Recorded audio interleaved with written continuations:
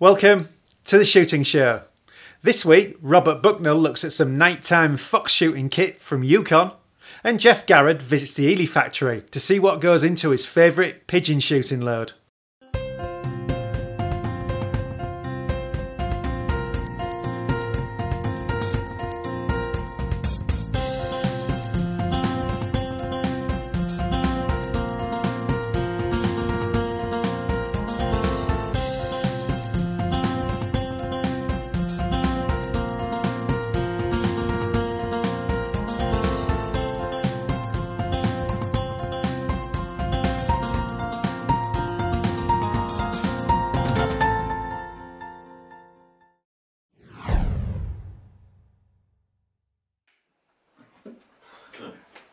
Right, just taken delivery of the new Photon XT rifle scope. We've had great success with original Photons, but this now is 6.5 by 50. So we should have more light going in, and 6.5 is really getting somewhere for anybody that's using centerfire.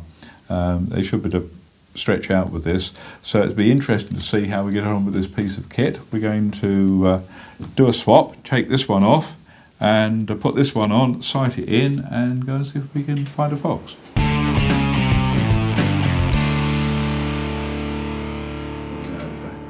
Why have we got a blue bottle going around in here? Oh, I missed. Mind my light bulb? Yes, I was. That's why I missed. Cool, that looks about right. The cat's got 9 loads. How many loads is this monster blue bottle? Right, you'll have to sight it in now. Show me how to do it.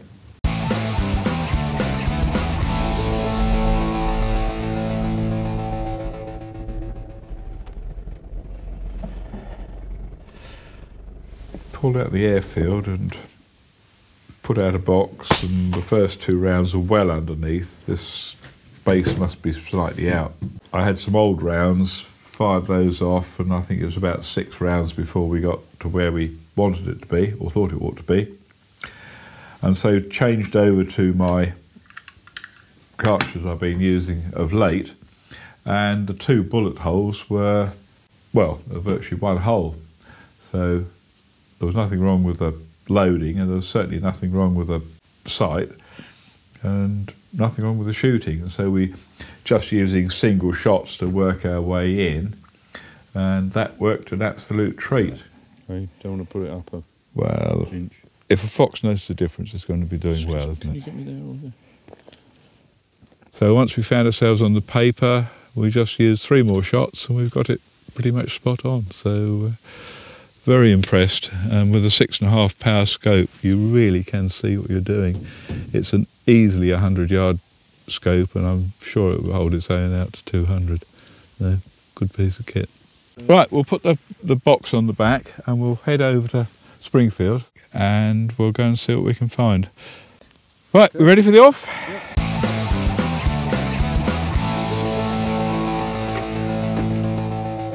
There's 1 or 2 foxes over there because I was over there a little while ago and there was the remains of a hen pheasant and a cock pheasant within 20 yards of each other, so and they were definitely taken by a fox. So bad news for all wild birds there, so it'd be good to try and remove a predator or 2 and give them a chance to breed.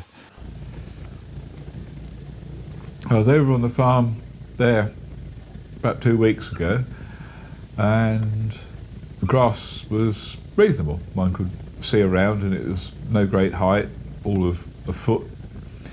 But in the last fortnight, 3 weeks, it's absolutely shot up. And it's 2 foot in some places, mostly 3 in others. In fact, it was over the top of the bonnet as we drove through it. And of course the fox would be in the bottom of that, you couldn't see it at all.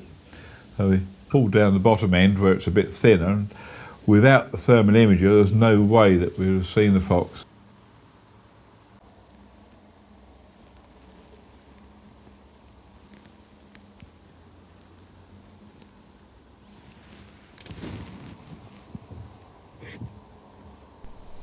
With NV scope and thermal spotter deployed, this is a high-tech hunt indeed. And with the kit beginning to pay off, Robert switches to something a little more old-fashioned, a mouth-operated caller. There's something disturbing the birds down there, and that's where the noise is coming from. what I wanted it.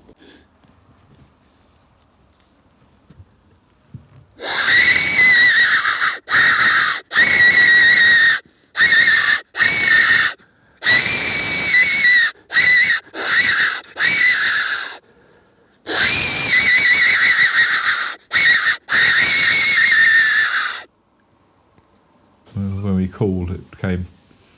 In fact, we thought just one had come in.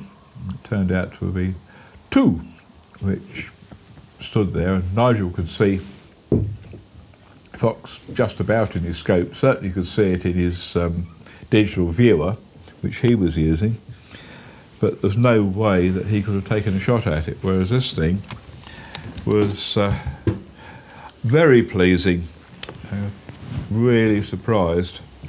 I could see the fox with very little illumination. In fact, so little illumination I couldn't even see the eyes, I could just see the fox. And head stuck out the grass. He eventually worked out where the fox was, and it caught around. Where's the other one?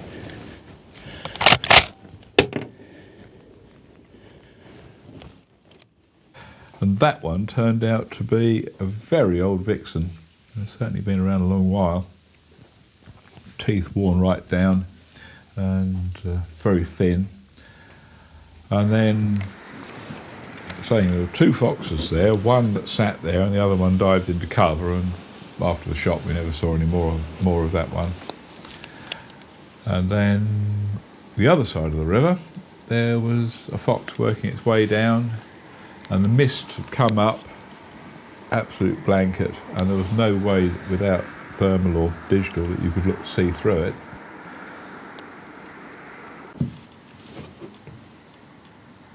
Conditions are tough for shooting and almost impossible for filming, but the Photon's video out unit comes to the rescue.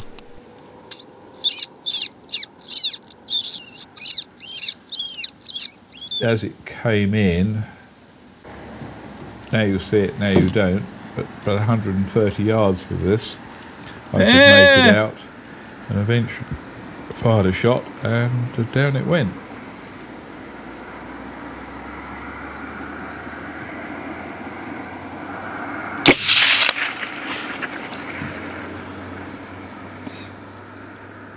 We haven't picked that one up, that's a job for tomorrow. But Nigel saw it go down in the digital, saw it hit, swing round and then went down. So quite a good night. But without this, we'd been using an ordinary scope, there's no way that we'd have seen it. Just wouldn't have happened because we'd had to use light, and the mist there, it would have just flared back. So digital was the only way to go, and with the 6.5 power, that made a lot of difference over the one I normally use, the old one. And they seem to have improved everything that needed improving, and left alone the bits that needed leaving alone, which is unusual. So, yeah, very pleasing. It was on its way to collect its pension. It really is a run fox.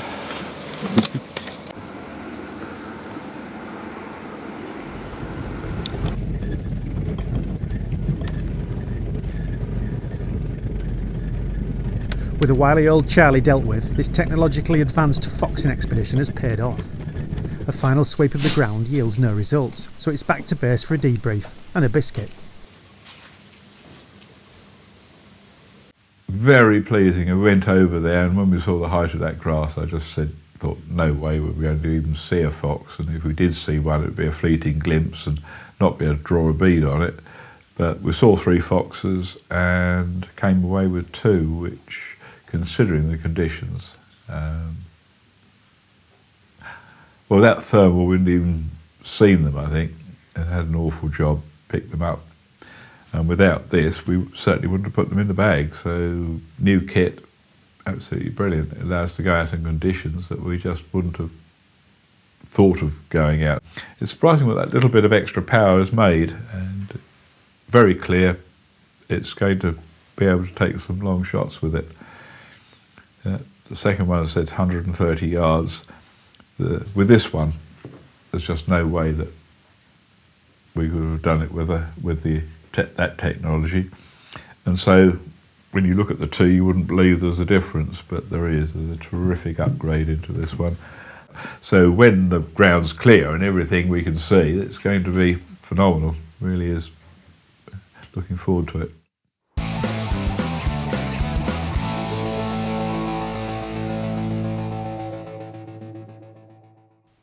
Robert there, getting to grips with the latest from Photon.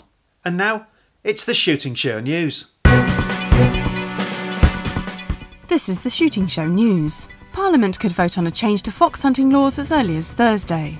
Hunts are only allowed to use 2 dogs to hunt foxes for pest control purposes, but the government will give MPs a free vote on increasing the number of dogs to flush out foxes so they can be shot by a member of the hunt. David Cameron is not looking to repeal the ban, but some believe the vote will only pass if the Scottish National Party stays out of the chamber. The law is only set to affect England and Wales. Find out more on the Sporting Rifle website. Scotland is also continuing debates over its land reform bill.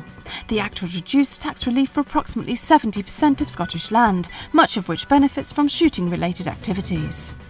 Small rural businesses and shooting tourism might suffer if non-domestic rates were reintroduced in the country, and Basque's Director of Scotland, Colin Shedden, voiced his concern, saying the evidence clearly demonstrates that the reintroduction of sporting rates will have far-reaching negative unintended consequences. Read more in the next edition of iShoot magazine. The Beretta World Sporting took place on the 3rd to the 5th of July at West Midlands Shooting Ground in Shropshire.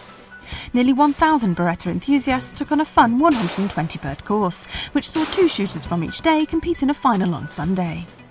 Mark Marshall missed just 11 targets in the testing shoot-off to take the winner's trophy. Read more in the next edition of Clay Shooting magazine. Basque has launched a new digital app for smartphones and tablets. Available for free on the Apple App Store, Google Play and the Chrome Web Store, shooters can regularly check for news and updates from the organisation that represents them. You can also check season guides, codes of practice and read the Basque magazine, Shooting and Conservation. Visit basque.org.uk for more information. Time is running out to claim a reduced rate for the CLA Game Fair. By pre-ordering your ticket at the biggest countryside event in Britain before the 20th of July, you could save £5 off the cost of each ticket, which could be a substantial sum if you're taking the whole family. Visit gamefair.co.uk or call 01684 291 868 to order yours. That was the Shooting Show News. Geoff Garrod is known for shooting a pigeon or two. In fact, the Shooting Show regular and NGO vice chairman is a bit of a shooting celebrity. That's why Eley Hawk invited him to their HQ to assist in the design of their newest pigeon load.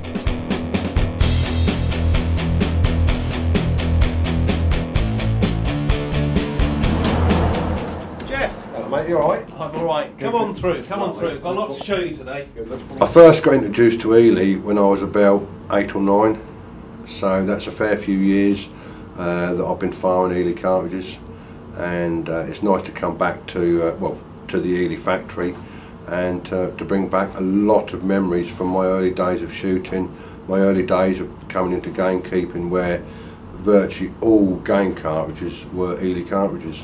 Anyone talks about cartridges, Eley will spring to mind straight away. It's for a British cartridge, Eley is the name. Onto the factory floor.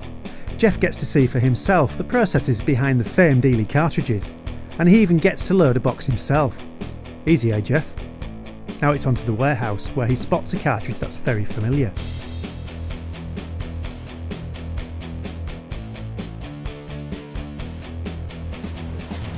These ones here, classic Alpha Max, something that you'd be more than used to. Yeah, well, it's the old Eley Alpha Max that I can remember from like years ago, you know, when I was like a nipper, any fox drive. Well, Alpha Max were the original Magnum load. Yeah. If you go back to yesteryear, right the way to when you and I were both boys, or especially when I was a boy, these were about, and these were in the day when keepers didn't have rifles as such. Nowadays most gamekeepers have got a rifle. They only had a shotgun, and they needed something that had enough knockdown power to shoot a fox. My earliest recollection of these was, you know, when I was sort of like 9, 10, 11, we used to go with the old keepers. Every Saturday was a fox drive, because like you say, that was before the lamps at night, high-powered rifles. it was every Saturday we'd go to one estate. We'd do a drive there, do some drives there. Next week it'd be that estate, and it was always Eley Alpha Max that were handed out. The first Fox was an Eley Alpha Max cartridge.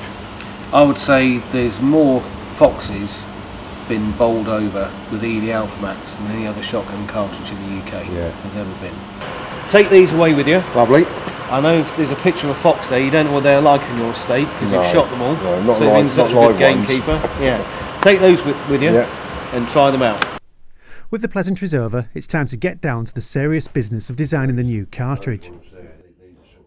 Having shot pigeons for a long time and used various shot sizes and loads over the years, I think in general, a 30/32 gram 6-shot, and for me personally it would be felt wad, because over the last 10-15 years conservation has come more into the shooting world, a lot more than what it was when I first started, and I've converted entirely to fibre wad cartridges on every cartridge I shoot. Well, we've always offered our famous Pigeon cartridge in both fibre and plastic. Fibre wad is the way forward. With estates now insisting on it, it's a great thing. With Pigeon cartridges, as we all know, it's always been price driven. Yeah. And pigeon shooters always, as a rule, opt for the cheaper option, which has always been plastic. Eventually, you know, that whole concept will probably change. A lot more people will go over to it. For the sake of £6-7 a thousand, even £10 a thousand, it's only a penny a shot. That's right, yeah. Any man who is a countryman wouldn't worry about a penny a shot. No. To change from plastic to fibre. Just coming into the office here, Andy, I see there's a lovely picture out there of the old Eley shot tower. There is. Which is, you know, pictures that I've seen before. But the one thing that I did notice coming up to the factory, no shot tower. No. The shot tower has now been replaced. We use a modern system called a Collins machine. Being part of the Maxam group, we actually own recycling plants, and one of those products we do recycle is lead. So the lead comes into us in ingots with different levels of antimony added to it for hardness. We then put it into our smelting machine. It comes through, goes through the Collins process, drops down into water, cools down, comes out into the trays, and then is coated in graphite grease. Once the graphite has dried, we then put it into containers, which is then moved by a forklift into the loading process, which you saw earlier. Well, if you're doing the job, especially with when you've got your shooting live quarry, you need a cartridge that's going to do the job. Yes. You know, which i.e. is going to kill the bird as quickly as possible. All the information you've given us, we've now given that to our R&D department. They'll be working on that overnight. They'll have some test cartridges loaded for us tomorrow. We'll be going out for a meal in an hour or two, and then tomorrow morning up and at the Pigeons just after first light. It's been a privilege today to be able to come to one of probably the best known names in cartridges, Eley. It's been a privilege to be taken around the factory. It was nice to see the old Eley Alpha Max cartridge on the shelves there, knowing that that's still being made. I've been shooting Eley for the last few years on the Pigeons, and I'm looking forward to continuing in that. With Geoff getting just a few samples to take away with him, all that's left is to get out in the field and get testing.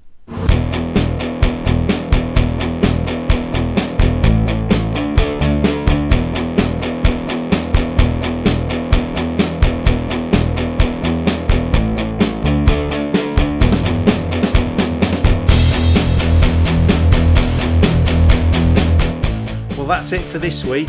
Thanks for watching. Please like us on Facebook and follow us on Twitter. And if you're not a member of Basque, it's time to join now. Basque, looking after your sport, looking after you. This has been The Shooting Show.